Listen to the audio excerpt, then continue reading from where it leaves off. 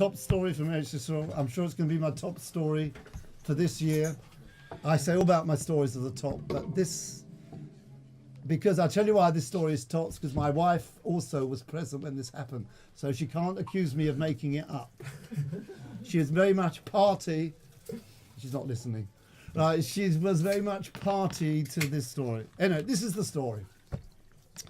We celebrated our 40th wedding anniversary and our kids at Eretz Yisrael, and we had the most wonderful. We were going to Eretz Yisrael anyway to stay with my son in Neve Yaakov, and Baruch Hashem, I did 6 kumsitz around Eretz Yisrael in completely different communities, completely different, from Bat Ayin on the West Bank to Neve Yaakov, Shtark, B'nai Torah, that they all have a need for something neshamadik. Anyway, the last 2 days our kids sponsored us to stay in a very posh hotel in Tzefas. I've never lived like that before. How the other 1% live, or perhaps 2%. Obviously, the people who read the Mishpocha and go to the vacation spots that they advocate are exposed to such things, but we've never been exposed to such Olam Habo and Olam Hazeh, the same as anyway. But for those of you who haven't been to Tzefas, it's a magical city. It's a mystical city. Of course, the story that took place had to take place in Tzefas. Where else? So we were staying just on the edge of the artistic quarter. And we were there for 2 nights. And the kids had also arranged for us to have a guide take us round. An in-depth tour of Tzefas. So we had an hour spare before the guide came. So I said to my wife, let's just go for a walk round on the edge of the art. Let's just go for a walk before he comes. Time is precious here. So we noticed next door, the hotel was a big Arab building with a dome roof, and there were railings round it, and there was a lawn, and there was a path, and being curious Mancunians, we said, let's go and have a look. Perhaps, who knows what it is? So we went along the path, we pushed the door, and it opened onto a massive hall full of pottery and a few sculptures. So look, it's a sort of an exhibition hall.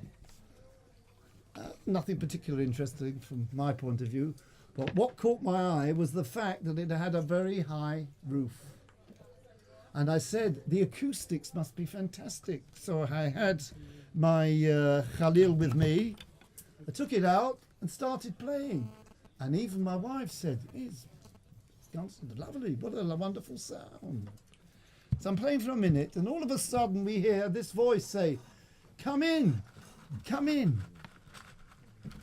Who's saying coming in? There's nobody here. Come in. So let them come in and hear the story. Gewalt. So, okay. So he says, come in, come in. And we see from the side, there's a side office. And the side office, there is this gentleman. He says, come in, welcome, lovely music, come into my office. Who is this man? The man's name is Chaim Asselin. Just remember that name, Chaim Asselin. He takes us into his office. I mean, a few pleasantries, welcome to Tzefas, that. And I look round the room and I see there are pictures and displays and newspaper articles about the Marlot massacre in 1974 in Tzefas. Pictures. Let me just, those of you who don't know, let me remind you what happened in 1974. It was headline news in Israel and throughout the Jewish world. 100 high school children from Tzefas went off for a tiyul in the Galilee, and they planned to stay in Marlot, which is a small town in near the Lebanese border.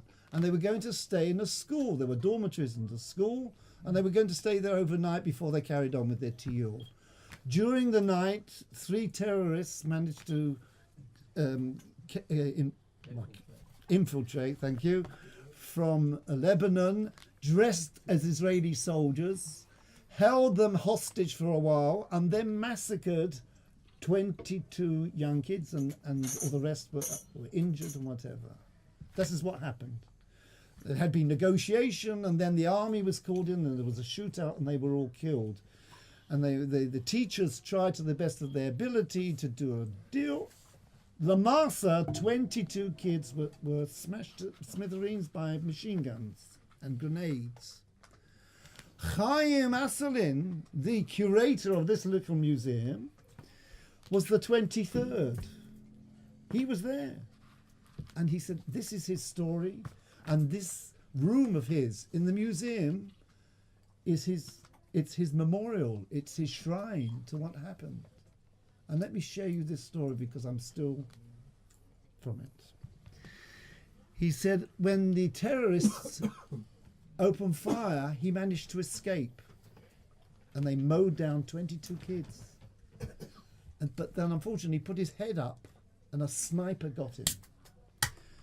The sniper got him and he was unconscious. Can you imagine? And he said he had an out-of-body experience. And what was the experience? How it connects with today. According to all the Sforim, when people have these out-of-body experiences, they go through what's called Ma'aras HaMachpelah. It's a sort of, in the Sforim, they talk about this, they're going through a tunnel. And it's called in Kabbalah language, Ma'aras HaMachpelah.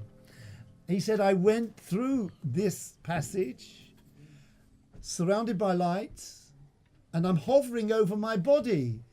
And I'm met by two tzaddikim.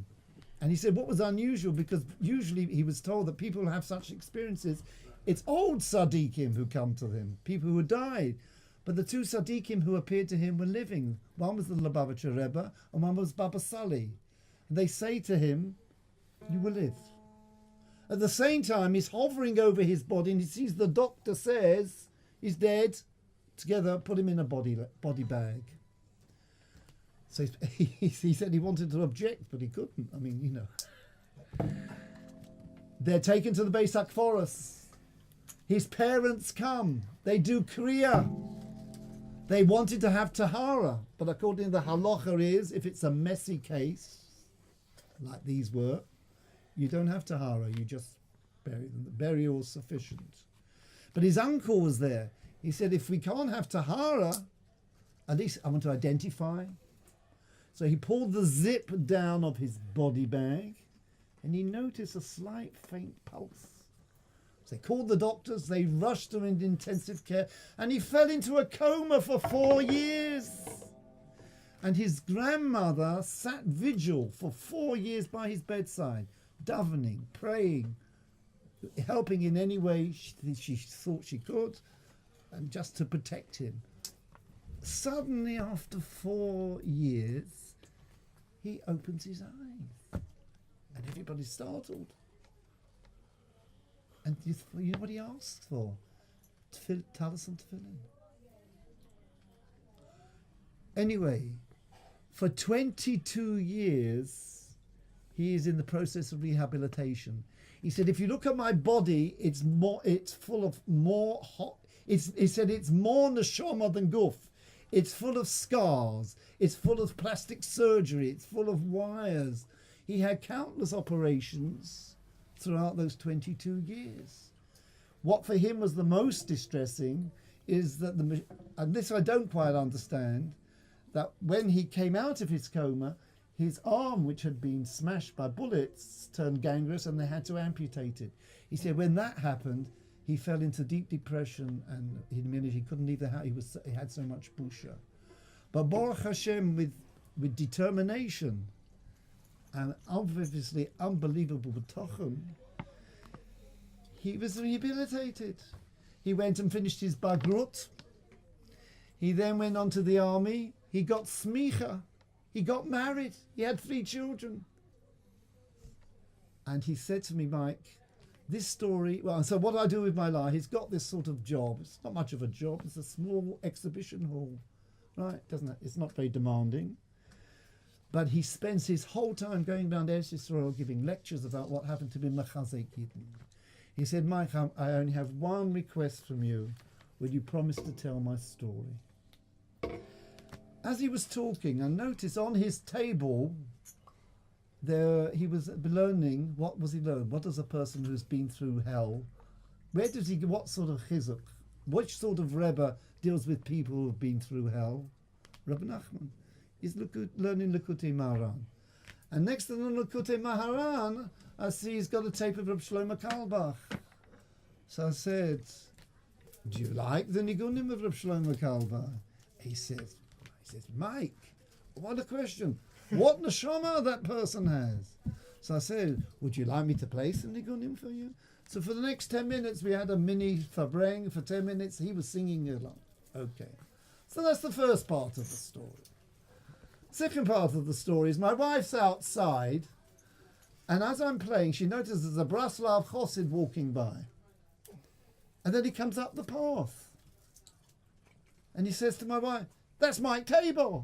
Who is this guy? His name's Avraham Meir.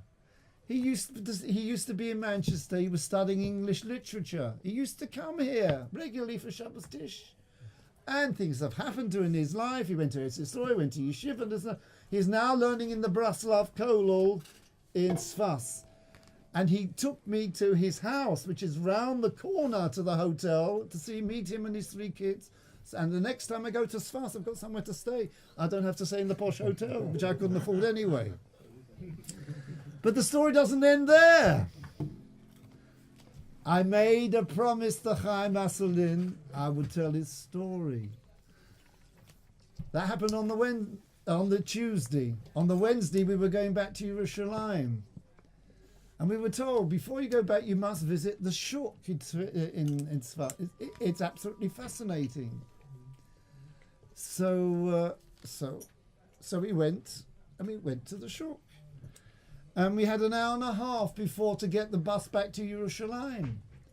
So I said to my wife, it's very hot, let's find somewhere, we're getting on in age. We just said, let's find somewhere to sit down before we catch the bus back to Yerushalayim. So look at the sequence of events. We walk along the main road and we said, let's turn right. So we turn right. What's the name of that street? The name of that street is Rachov Hamach Mendel Milabavitch, the Lubavitcher Rebbe, who had appeared in the dream, in the vision. Okay. And then we go along that street and we find a little park. And in the park, there's a shelter that we can sit down and we can rest. And as we're sitting there, we look up and we notice that this street has also got a name. And what's the name? The name is Rachov Kof Beis. The Rachov, the street of the 22 children who were massacred in Ma'alot. Now, I don't know if I'm projecting my Mishugasim, but I saw that as a message, Milmala, from above. Mike, you're about to leave Tzefas. You made a promise to Chaim that you'd tell his story throughout the world where you saw him telling. So he's reminding me, Mike, don't forget the 22 to be Machazek Eden. And so I've been telling this story non-stop. I'm sending emails to some of you, driving you crazy. Mike Tabor sends emails. But I've been sending this, and the response I've got is amazing. From Warsaw, from America, from Eretz Yisrael. What is the message that Chaim Asselin has given to me? 3 things, simple things. And I believe that Reb Shlomo, again, it was also his message. First thing, a person has to know there's a greater picture. There's things that you don't understand. There's a greater picture. Man is limited in what he understands. Right. First point. We all know that, but we need to be reminded. Chaim Asselin is a mamish, a living example of this. Secondly, the importance of bitochen, davening, and determination to overcome the circumstances that a person goes through in his life. And the third thing, which I took as the most amazing thing, is with those 2 insights, you have a chiyuv to help people. What does Chaim Asselin do besides give him chizuk? He's involved with the most disadvantaged people in Eretz Yisrael, people who everybody has forgotten about, he looks after. In particular, he's very involved with the Ethiopian Jews, who have got every stigma. They're black, they're African, they're not Ashkenazi, people question whether they're Jewish. Somebody like Chaim Asselin takes upon himself to go and to machazek them. So that's my story from this year in Eretz Yisrael. What a person. The Kotzker Rebbe was told that there were many Rebbes who could do Techias HaMeisim. They could bring the dead back to living. And had, people do moifsim, do wonders like that, get lots of followers, don't they? And the Kotzker Rebbe said, I'm not impressed by that. He said, anybody with a smattering of Kabbalah can do that. He said, the greatest thing is not whether you can do Techias HaMeisim, but can you do Techias HaChaim, can you the living back to life.